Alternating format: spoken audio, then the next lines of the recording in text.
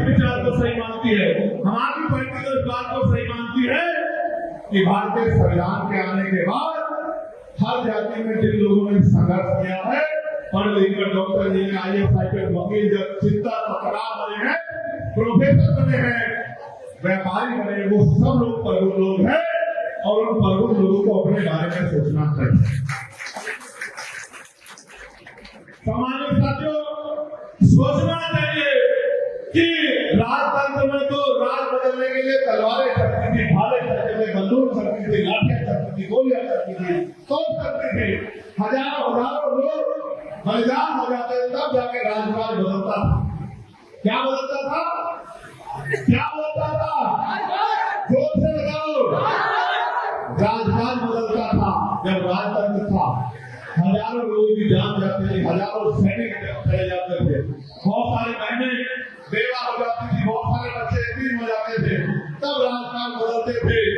लेकिन भारतीय लोकतंत्र में तो आपकी उंगली में इतनी ताकत दी है, डॉक्टर बाबा साहब अम्बेडकर ने जिसको चाहे कुर्सी पर बिठा दो और जिसको चाहे उसको जमीन पर पकड़ दो। आज जनता ने आज लोकतंत्र में जो ताकत आपके हाथ में दी। हमारे साथियों, इसका उदाहरण मैं और कहीं नहीं जाता, इसका उदाहरण मैं खड़ा हूं। आप मुरादाबाद के मंडल के लोगों ने मुझे सड़कों पे आंदोलन करते हुए देखा।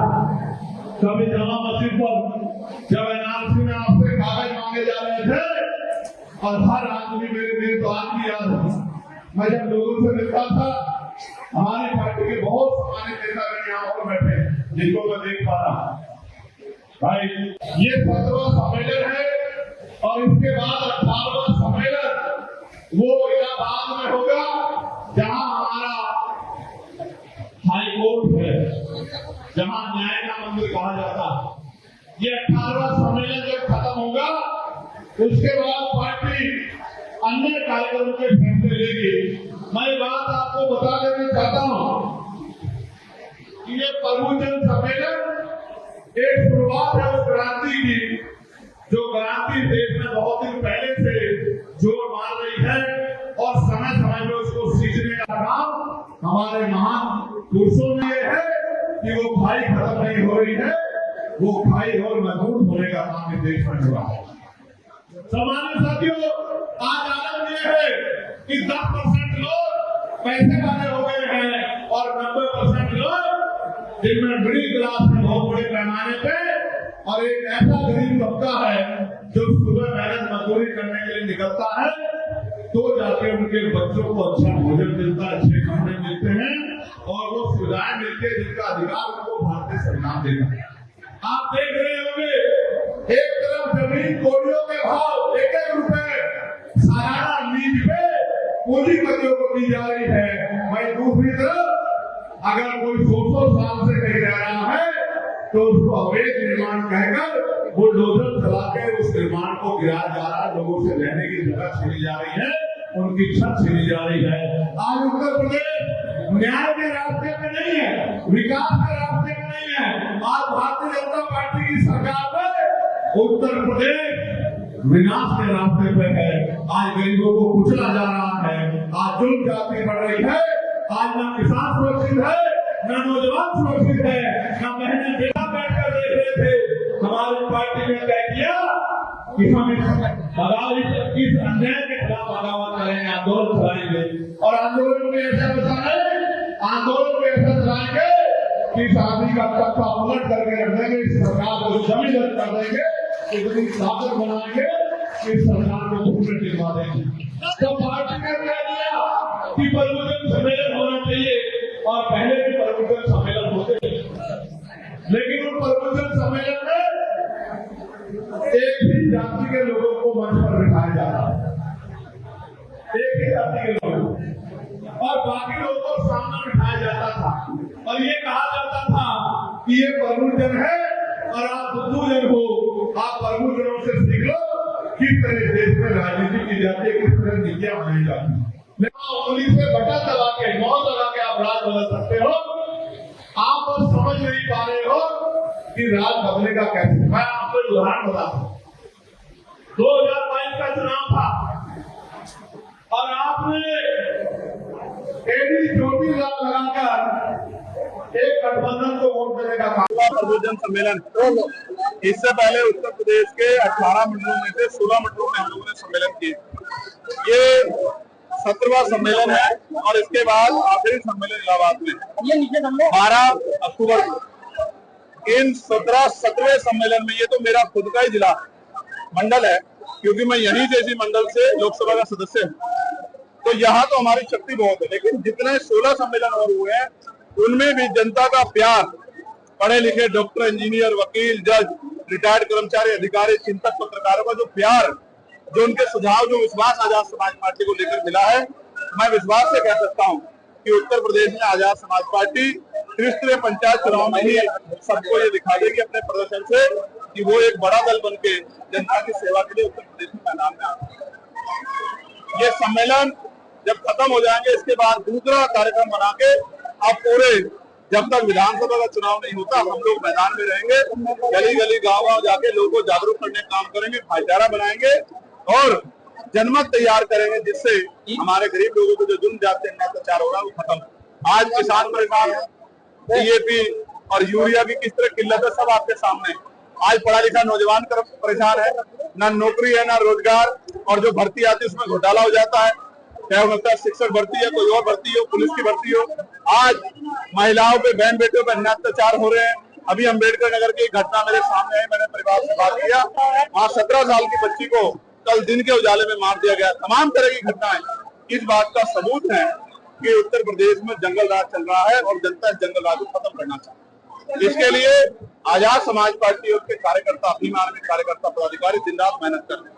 बरेली को लेकर क्या कहेंगे? बरेली में जो अन्याय हुआ, मेरा सबसे बड़ा सवाल यह है कि एक प्रदेश में दो कानून कैसे हो सकते हैं। हमें बरेली की घटना को भी देखना चाहिए और हमें फतेहपुर की घटना को भी देखना चाहिए। कुछ दिन पहले अभी बरेली घटना हो, जहां शांति प्रिय तौर पे लोग प्रोटेस्ट करने आए, पुलिस अगर चाहती तो उनको प्यार से समझा सकती थी, उनकी बात को सुन सकती थी, और ये ना समझाए गए ना बुझाए गए, उन पे लाठीचार्ज कर दी गई, छोटे छोटे बच्चों को पीटा गया, निर्दोष लोगों को जेल भेजा गया, 2000 लोगों मुकदमा हुआ।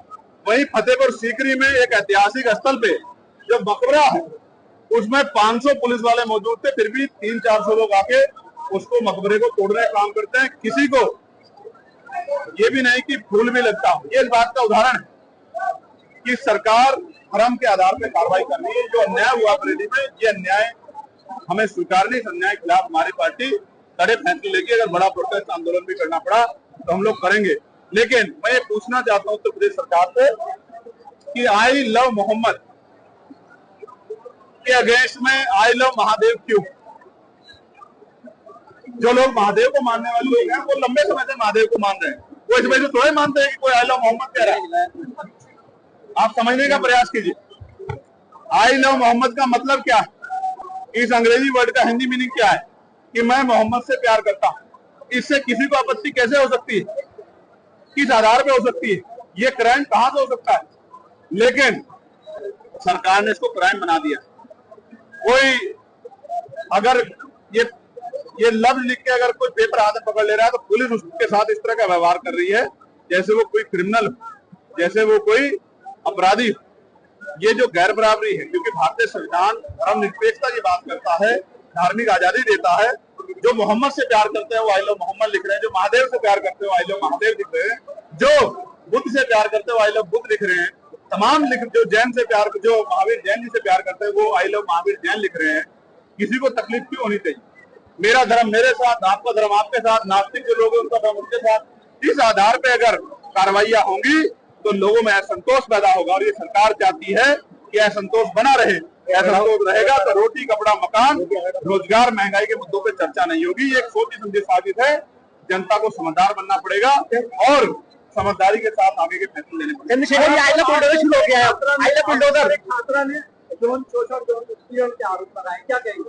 मैं कोर्ट में हूँ, शायद आप देखते नहीं, जो मामले कोर्ट में चलते हैं उन पे टिप्पणी करने का अधिकार नहीं होता।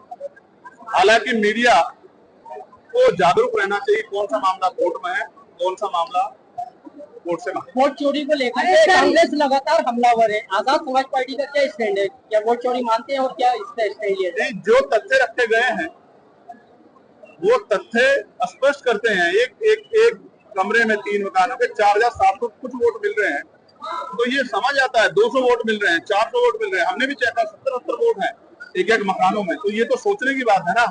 इस पे जवाब चुनाव आयोग को देना चाहिए, लेकिन जवाब तो पार्टियों के लोग दे रहे हैं। तो इस पे जो सही है, इस मांग को तो हम बहुत लंबे पुराने समय से उठा रहे हैं, ये आज की मांग थोड़ा ही है। हम तो इस मांग को बहुत दिन पहले से उठा रहे हैं, लेकिन ये बाकी सरकारों को देर से समझ आया, बाकी पार्टियों को, उनको भी आज को उठाने का मौका मिला, उठाना चाहिए। आज हम क्या करेंगे, क्या करना चाहेंगे? आनंद साहब क्या करेंगे? जैसे बरेली में पीटे गए वैसे पीटे जाओ। तो दुर्व्यवहार कर कौन रहा है? आप बताइए, दुर्व्यवहार कौन कर रहा है? हिंदू नवरात्रों के दौरान, हिंदू पर्व के दौरान ऐसी बवाल होता है, ऐसा क्यों?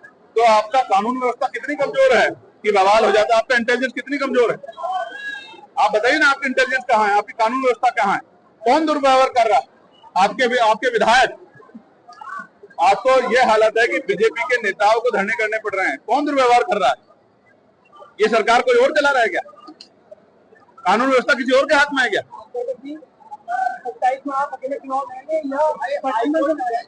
त्रिस्तरीय पंचायत चुनाव के फैसले के बाद मुझसे आप ये सवाल करना, तब मैं इसका जवाब। आई लव बुलडोजर शुरू हो गया, I love bulldozer, I love Yogi Modi शुरू हो गया। मैंने उस पर पत्र भी लिखा है।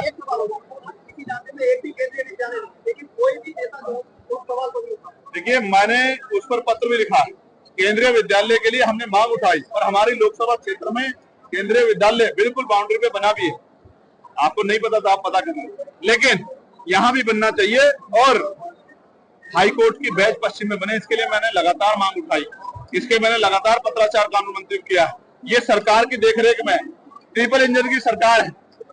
पंचायत चुनाव में कहा कि ट्रिपल इंजन की बना दो, उससे पहले कहा डबल इंजन की बना दो। ट्रिपल इंजन की सरकार है, लेकिन हाईकोर्ट बेंच नहीं बना पा रही। यहाँ के व्यक्ति को इलाहाबाद जाना पड़ता है। इसकी जिम्मेदार उत्तर प्रदेश की और केंद्र की सरकार है, इनको जवाब देना चाहिए। अगर हम पे ताकत होती तो हम एक नहीं 2 बैच बनाते, एक मुरादाबाद में बनाते, एक मेरठ में बनाते। आजम खान की रिहाई के बाद लगातार अटकलें लगाई जा रही थी, लेकिन अब विराम लगा दिया। भाई मैं क्यों कुछ कहने लगा? अगले 8 तारीख को आ रहा है मिलने। अब ये उनका फैसला है, मैं इसमें क्या कर सकता हूँ? जी, एक